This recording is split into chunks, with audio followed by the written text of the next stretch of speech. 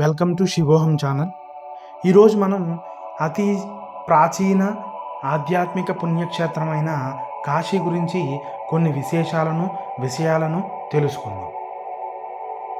కాశీ లేదా వారణాసి హిందూ మతంలో అత్యంత పవిత్రంగా భావించబడే ప్రాచీన నగరాలలో ఒకటి. పురాణాల ప్రకారం ఇది మానవుల నివాసానికి ముందు నుండే ఉండేది మరియు శివుడి ఆదేశానుసారంగా ఏర్పడిన దివ్యమైన స్థలంగా భావించబడుతుంది. పురాణాల ప్రకారం ఈ నగరాన్ని స్వయంగా మహాదేవుడైన శివుడు స్థాపించాడు. సృష్టి ప్రారంభంలో శివుడు తాను నివసించేందుకు ఒక పవిత్ర స్థలాన్ని ఎన్నుకున్నాడు. అదే కాశీ. స్కంద పురాణంలోని కాశీఖండం ఈ నగర మహిమను విశదంగా వివరిస్తుంది. ఇది శివుడి త్రిశూలం మీదే నిర్మించబడిందని, అందుకే ఇది ఏ కాలంలోనూ నాశనం అవదని విశ్వసించబడుతుంది. కాశీ అనే పదం సంస్కృతంలో కాంతి లేదా ప్రకాశం అనే అర్థం ఇస్తుంది. కాబట్టి ఇది ఆధ్యాత్మిక జ్ఞానకాంతి నగరంగా చెప్పబడుతుంది. శివుడు పార్వతీదేవితో కలిసి కాశీలో నివసించినట్లు పురాణాల్లో పేర్కొనబడింది.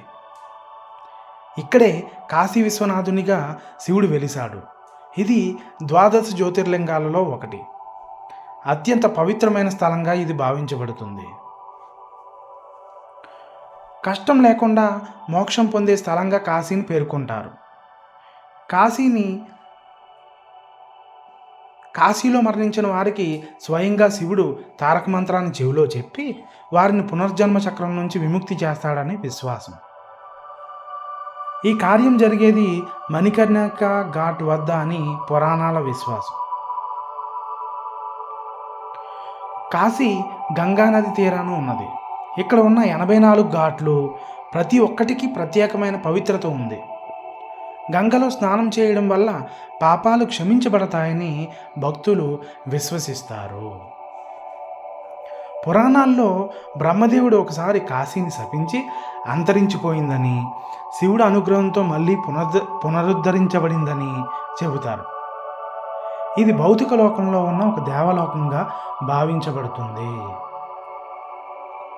కాశీ కేవలం శివుడితో మాత్రమే కాదు, కాలభైరుడితో కూడా ప్రత్యేక సంబంధం కలిగి ఉంది. శివుడి ఉగ్రరూపమైన ఈ భైరవుడు నగరాన్ని కాపాడుతున్న దేవత. ఆయనను దర్శించిన తర్వాతే విశ్వనాథుడిని దర్శించాలని సాంప్రదాయం. అలాగే దేవి అన్నపూర్ణాదేవి ఇక్కడే నివసిస్తూ అన్నదానం చేసే దేవతగా పూజించబడుతుంది. చివరిగా కాశీ కేవలం నగరం కాదు, ఇది జీవిత పురాణం. ఇది భగవంతుని అనుగ్రహంతో నిండి ఉన్న భూమిపై దివ్యంగా కనిపించే క్షేత్రం. కాశీ దర్శనం ఒక్కసారైనా చేయాలని ప్రతి హిందువు కోరుకుంటాడు. ఇక్కడ మరణించడం వల్ల మోక్షం కలుగుతుందన్న విశ్వాసం ఈ క్షేత్రాన్ని మరింత ప్రత్యేకంగా నిలిపివేస్తుంది. మీకు కాశీ విశ్వనాథుని దర్శనం కలగాలని కోరుకుంటూ థ్యాంక్స్ ఫర్ వాచింగ్.